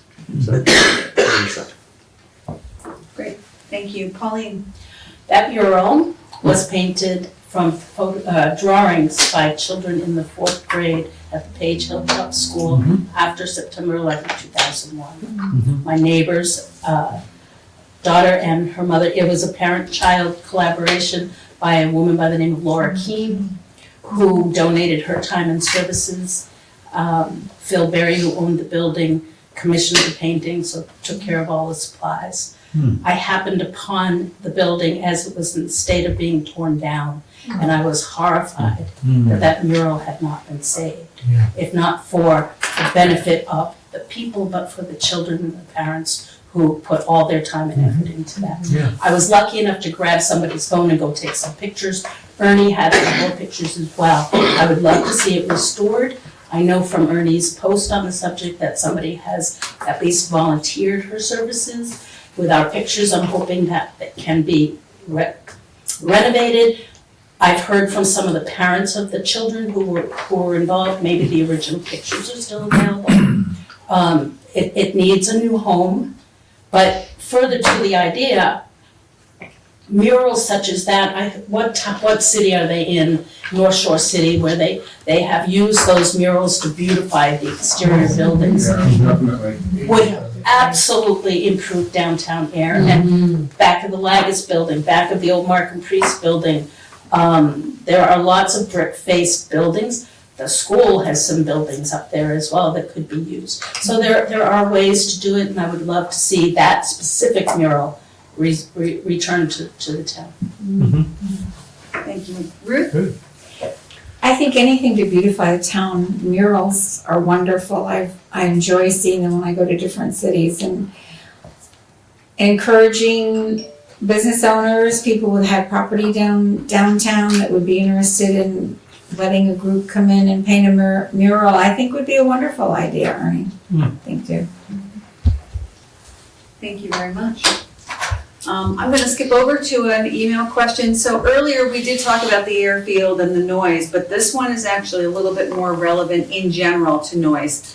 Will you support a review of the current noise bylaw in air and its enforcement? There are noise concerns interfering with the overall quality of life for air homeowners, and formal town support is needed. So the question again is, will you support a review of the current noise bylaw in air and its enforcement? There are noise concerns interfering with the quality of life for air homeowners, and formal town support is needed. So let's start with Sean. Sure, there's, That's what you get for saying you didn't want to go I last.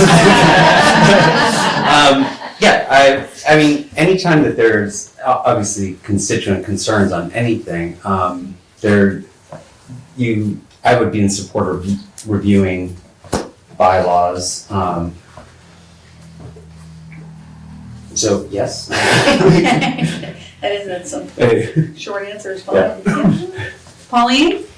Current bylaw was updated sometime around 2012, 2013, if I'm not mistaken. As I said earlier, it was something that Selectman Hillman initiated and along with the littering bylaw. There are elements of that bylaw that I think we need to look at, especially involving construction. What do you call it, the Rock Pile Road on Central Ave? I renamed the quarry before, I like Ernie's name better. That jackhammering started at 7 o'clock every morning and didn't end until 4:30, 5 o'clock every afternoon. And it went on for 18 months. And if you didn't hear it, I don't know why you just weren't in town. I heard it out on the rail trail on Sunday mornings, or not Sunday mornings, obviously, but on some mornings. The construction element of the noise bylaw is in definite need of improving. There should not be all that noise beginning at 7 o'clock in the morning, especially in residential areas. It can go as late as 5 o'clock. The recreational noise elements, people can continue to make noise, if you will, party noise or family noise until 9 o'clock. All 7 days. That has caused some concerns for some people mowing their lawn at 7 o'clock. Well, that happens, it's life. But I think there are elements of the noise bylaw that can definitely be improved. Ruth? I think it should be reviewed to make sure it's appropriate. And if it's a bylaw and it has been passed by the town agrees that this is the way we want to live, then we should enforce it. But I also would like to encourage neighbors, instead of just saying, oh, I'm gonna call the police because my neighbor's out mowing the lawn, go talk to the neighbor and say, the lawn mowing at 5 in the morning is bothering me, or whatever you might say, that would be a problem. And just go to the neighbor and just talk to them about it first before you involve the authorities. That would make a nice neighborly thing to do and make a community. Thank you for that. And David? Yeah, I've been involved a little bit, through Board of Selectmen being involved with it many years. I think enforcement is the hardest part. I think that, I can't say that I've recently read all of the changes and for the noise bylaw on that. But I think enforcement is the tougher part. We have more full-time people now in town hall than we used to say 8 to 10 years ago. So we may be able to utilize some of them, as well as I know the police chief, if appropriate, would also be, willing to get involved.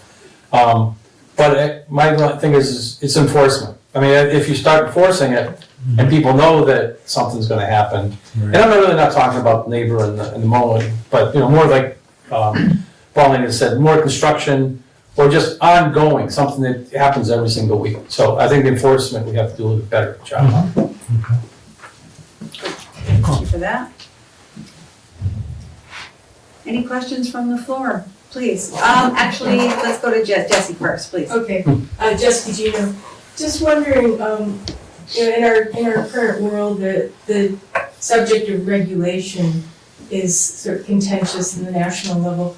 Wondering as selectmen how you would feel about how we negotiate the rights of private property owners versus the health of our community.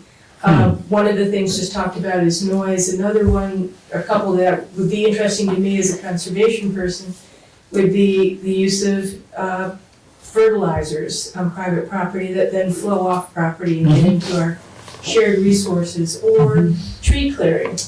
People with a lot, you see on there's a comment on our Facebook page that's been there for a few years about when are we gonna stop cutting down all these trees? So how do you feel about the role of local government in terms of managing that line between individual rights and larger needs of the community? Let's start with Pauline on that one. Well, I think we've all learned a valuable lesson about engaging the public in decisions. With some recent decisions, rights of property owners versus health concerns of the community as a whole. Environmental concerns. Environmental as well, sure, especially with the ponds and the waterways. I don't like regulations as a whole, but they're an unfortunate necessity. I mean, you don't put stop signs up, you know what's gonna happen, right? But I think if the Concom or the Board of Selectmen or the Board of Health or any other police department, any other entity that is able to initiate a regulation should do so publicly, should engage the people who are directly affected, such as the abutters on the waterways, and have that open dialogue so people are aware of what the situation is and can weigh in with their opinions rather than have them dictated to. As far as tree cutting, we've seen way too much of that, but even the trees up at the school that were taken down turned out to apparently have been diseased. And you have to take a diseased tree down so it doesn't cause more disease, but let's replant them. Right. With better trees or new trees or healthier trees. Thank you for that. Ruth? I believe when someone buys a piece of property and there are they buy it under certain regulations and certain restrictions, and they know what they are. But I don't like changing these things once you buy a piece of property. I know I was talking, years ago, when the Conservation Commission, I believe David was on it at the time, and I was saying, you should put in there for these new properties going around on Sandy Pond, you should put in that they can only use organic fertilizers on their property. And the response is, well, we can't dictate to people. And I said, if you dictate to them before they buy the property and they know that's a restriction on the property before they buy it, then yes, you can. You can tell them that because that's an environmental issue. You don't want all this nitrogen fertilizer heading down into the water on Sandy Pond. And the whole thing didn't get passed, unfortunately. But that's, if someone buys a piece of property, should be a lot of, or there should be, I guess it's grandfathering. If they're grandfathered to live the way, when they bought the property, the way they thought they could live for the rest of their lives. But if you start changing everything and changing this, you can't do this, you can't do that, I don't think that's right. Now, then conversely, to educate them, to say to these people, you bought this beautiful piece of property because you love this beautiful lake down the hill, but if that lake fills up with weeds because you're fertilizing with nitrogen fertilizer and it's going down, so to educate them and say why they should change what they're doing, but do it in a way that's presentable to them and not saying, well, now you got her. Thank you for that. David? I think actually Ruth hit a little bit on it. One of the issues, and I've seen it over the years, is that somebody moves in down at, say, Cannon Gate. They move in, they're right next to the railroad. They're there for a couple months, and hey, we gotta stop the trains from going by here, or stop the whistles from being blown. So you have to be aware, and then, there's some, you have to make that balance, especially as a selectman. You gotta make that balance of, hey, you knew it was there when you bought it. And Right. That's an important thing. I'll bring up the fertilizer thing. I mean, that's something that, of course, is more, dear to my heart because of the conservation piece. I would support, putting something, some sort of, not regulatory, but some sort of a notice on when houses got sold. People say, well, why should you say that? Why would you enforce that? You don't live on the pond, I do. It's like, well, we pay at least $30,000 to $40,000 every year to do weed treatment. Why are we doing weed treatment? Because you do have people, unfortunately, that are using rotary fertilizers, and they're pushing it right along the edge of the pond. Half of it goes into their lawn, the other half is fertilizing the weeds. So, again, you have to balance that, and I think we can do things, because that is for the good of everybody in town. I hated seeing all the trees cut at the bridge. That's still a bone of contention, I guess, as to why they all got cut. I think that took away. So I think as much as possible, the selectmen maybe could somehow get a little bit involved there. Again, let's not put in a lot more regulatory type stuff until we, first the ones we already got, and then we can fine tune it. Thank you for that. And Sean? So I agree with you, regulations are kind of a contentious topic, but I think that as long as they're developed in a collaborative manner, with as much input from people as possible, and they don't overstep, and it's for the betterment of a community, I don't see any problem with them. And I'm sorry, this head coat is killing me, so my answers are super short. Thank you for that. Questions from the floor? Yes? Jeff Tillotson, Oak Ridge Drive. We've heard a lot of great ideas here this evening, and I know it's getting close to the end of the evening. I'd like to ask each one of you to prioritize one or two of the things you've heard this evening, and then take a minute or two and tell me how you get the limited resources here in town and the other two board of selectmen members behind what you'd like to do and how you get it done. Basically, what's going to happen in the first 100 days you've been elected?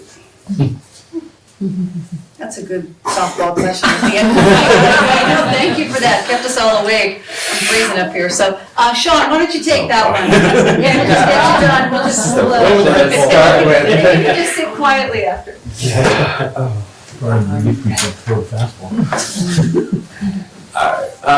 So I think I would go back, the two most important things that I heard tonight would be continuing the economic development of the town. I really appreciated what I heard at the town meeting with Alan's ideas for West Main Street over the bridge. That I think is very exciting to see how the town could potentially continue to grow in that way and maybe clean up that area so that as people are coming in from that part, or from Shirley or from Devon's or whatever, they're not greeted with what's currently there. So I think working with Alan and his team to make sure that that's able to happen and that they're able to have the resources they need to push that forward would be a top priority. I think the other would be go back to development also. Again, I'd like to see that there's more, or there's a good portion of affordable housing that's accessible to first-time home buyers or young families that goes along with what's being developed currently. Thank you for that. David? Yeah, I mean, I'll do a little bit with Sean. I mean, I think that when I first get in, it would be the West Main and the Park Street, both of the redevelopment of those areas with different kinds of industries. We put in some of the controls so we can actually determine what's gonna happen and how it's gonna happen. And it helps a lot, because if you, with the changes that we made, you actually have a lot more funding available, bank funding and that, which, like Park and Main both, banks weren't willing to fund buildings at those locations because you couldn't tell whether they were gonna reopen the used car lot gas station on Park Street or some of the areas. One thing I'd really like to do as a background, and I know Alan's been working on it, but is to try to recreate our town common. Now that we have the parking garage complete, we can actually start working on the town common, and that's the area of Depot Square. There's a possibility of the gazebo, but even if it was just redone enough so that you have a meeting space, that's one of the things we really don't have in town. And I think it's important, something I'd like to work on in the first 100 days, is as long as it's warmer weather. Because we need a meeting space. We really don't have some place that you can just wander into and get together with other people who are also like just hanging out downtown or just out enjoying the good weather. So those two things, that's what I'd be doing in the first 100 days. Thank you for that. Ruth? I think what we've talked about tonight, the first thing I would call priority is working on our 4th of July celebration again and trying to get that reestablished, even if it's a smaller one for this year because of what has happened, but to get back to what we have had in the past, that would be one of the priorities. To encourage development downtown, I think Alan is doing a wonderful job with that, and I think that should be also encouraged to make it more appropriate for businesses. Try to find someone to take over that Lagos building and put a mural on it, maybe. But for the town to develop economically and get a better tax base would be very, very good. And Pauline? Jeff, did you ask for 2 things or just any ideas? One or two. It's 100 days, Pauline. I just wanted to be sure I heard. 6 meetings, 2 select members and It's an easy question for me to answer because I've committed to one thing before tonight already, and it's a big pet peeve of mine, and everyone's gonna just roll their eyes. The first thing I'd like to see done, and the money is in the budget, is get these crosswalks lit at night. There were years when the streetlights were out and it took forever to get them in. But adding the lights to the crosswalks, especially in the downtown area, can be done rather quickly, money is there, and it certainly is to everyone's benefit to have it. The other thing that I previously committed to before tonight is exploring this more Army airfield issue with the planes and the buzzing overhead, and we all hear it, we all may not be cognizant of it until someone tells you the backstory. And it's basically recreational airplanes from Hudson and Bedford and outlying areas, because they've been prevented from using Hanscom. I'd like to see the lawsuit. I'd like to see the correspondence this individual has had with the town, and I'd like to explore further what can be done to make it a quieter place to live to the extent we can. We can't stop the trains, but we might be able to stop some of the planes. Thank you for that. Any other questions from the ground here? Because we just have a few minutes left. Ernie? Yes, I have a quick one. I'd like to know how each candidate feels about us hiring a professional negotiator to deal with the unions instead of the way it is being done now.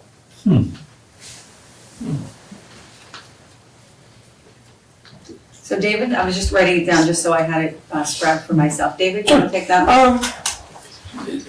Tell you, I mean, the process of negotiations with the unions is really, I've never found to be something that, as a regular citizen, you didn't see much of that process. It used to be they came to town meeting, you voted for it, even though you didn't have a choice, you had to vote for it, it was already negotiated at that time. I would not be opposed to, having a professional negotiation team or person to see, how the process happens. I think that's maybe what we need is a new set of eyes, a new set of ears even, as to, somebody that does this all the time. So I would support bringing somebody on, not a full-time town employee, but definitely hiring somebody, during the negotiation cycles. That's great, thank you. Sean? I actually think it's one of the greatest responsibilities of the town, the selectman, the administrator, to do those negotiations. So I would not be in favor of it. Pauline? Having done them, I think in many respects, we have a professional negotiator on staff. Robert has negotiated every contract that I've been involved in. In my first year in 2005, Sean Sahowski was our town administrator. He and I went to an arbitration proceeding on the patrolman's contract, and were able to actually suspend the arbitration proceeding, come back to town, and settle the contract in one additional meeting. So new eyes do make a difference. I have successfully negotiated every other union contract I was involved in. Mr. Hillman assisted with the patrolman's contract. Robert does them now, if I'm not mistaken, as a representative of the board.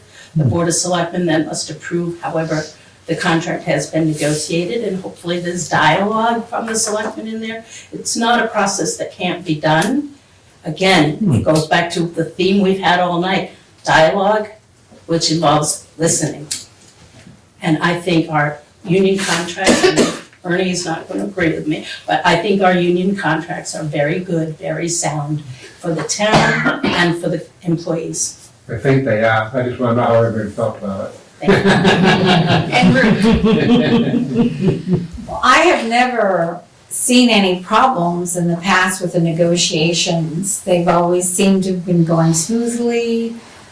Everything seemed to be worked out well when there were conflicts, so question surprised me. I said, well, has there a problem I didn't notice about? But I think everything's been done just fine. Great, thank you.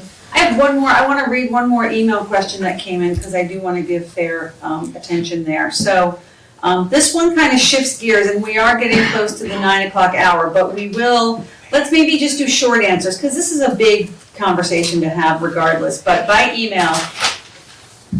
What are your thoughts on charitable and civic attempts to support those who are marginalized and in need in the community? It's kind of a two-part question. And do you feel that providing help and services is likely to encourage more low-income people to move to AIR, and what problems would that create if they did? So what are your thoughts? Let's break it down. I know. No, because I actually. 30 words or less. I think it's 20 seconds. Could you give the name? We have to give our name when we ask a question in this room. You haven't given one name of people. Well, some of the people asked to not, because there are some people, That was my question. Cindy's question. That was my question. Yes. It is Cindy's question. And I sent it in late just because I didn't know whether you were gonna have enough questions. So if you wanna skip it, you can. No, I think it's a good question, and I think it's germane. I think that it's in the world we live in. So let's actually just capture the first question then, given the timing here. So what are your thoughts on charitable and civic attempts to support those who are marginalized and in need in the community? So let's start with Pauline. AIR has long been the host of Loaves and Fishes through various churches. Most recently, the Federated Church before Loaves and Fishes moved to Devon's. I think St. Andrews had it at one point as well, and I think a third church was also involved in housing the program. That program outreached to people in all neighborhoods, not just AIR, all the way to Fitchburg. There was one woman who'd come from Fitchburg on the train just to get groceries. We don't house it anymore, but we still have a lot of people who access for Loaves and Fishes through the location of Barnum Road, I think, on Devon's. There's another facility over there, Transitions, which houses women and children who have to leave a battered lifestyle. We all know Cindy's givings to the people. I think the more we encourage, the better people we become. And I don't think it has any negative impact on the town whatsoever. Thank you for that. Sean? I think, especially as a social worker, I think just the act of charity and people helping others in their community is the foundation of our social agreement. And it is what makes a community. And so anything that people are willing to do for one another is a positive thing. Great, thank you. Ruth? Well, I was involved with Loaves and Fishes when it was in the Federated Church, and it was just wonderful to see these people even just needing a little bit to get through the week compared to people who just needed a lot. And it was wonderful that it was there, and I think it's fantastic that it has grown the way it has over the years. I'm very, very happy with it. I think that the town, going back to, I think we could do more. There's still a lot of people with a lot of needs, there always will be, and I look at these people and I say, there but the grace of God go I. Right. I could be just like they are. And I'm very thankful that I'm not. I'm very thankful that I've got a healthy body. I'm not disturbed mentally like some of these people are. I'm not addicted to things like some of these people are. And even though some of them might not be people that I might not want to associate with or something because of what they are, but to help them is important, to help them in one way or another, whether it be with clothing or food or having supper for them. Thank you for that. And Dave? Yeah, I mean, we should support. I mean, if there are people in the community that need, assistance, a lot of times it's a short-term assistance, just something to get them by for a few months. So yeah, I definitely do that. We have Loaves and Fishes. We have a lot of places to give some support. I don't think us being nice to people that are in need is gonna give us a flood of people coming to town. I just don't think it's gonna work that way. But I think we should support the people we have here. It maybe not be a town/government program that we wanna put in place, but the town should, go the extra effort to make sure that it supports those places, those people, those groups in town that are trying to do something good. And if that means, that we have some sort of a fund that, can temporarily help somebody, get over a food shortage because they didn't get enough donations, something like that. I think that, revolving accounts probably the wrong term for it, but I think the government can offer that kind of help. Everybody needs a little help sometime. Thank you for that. So we are at the top of the 9 o'clock hour, and so I snuck in some extra questions in lieu of asking you all to make a closing argument, because I felt like the questions were a little bit more important, and I still didn't get through all of them, but so final thoughts, I just wanted to remind everyone, again, thank you all for coming. The special election for the one open seat on the Board of Selectmen will be held on December 3rd for the folks watching and playing the home game. It's December 3rd from 7 a.m. to 8 p.m. at the Town Hall, the Great Hall upstairs. The last day to request an absentee ballot is Monday, December 2nd by noon. If you have any questions on that, or anyone watching at home, you can contact the town clerk with questions on that actual process at 978-772-8215. Thank you to all the candidates that participated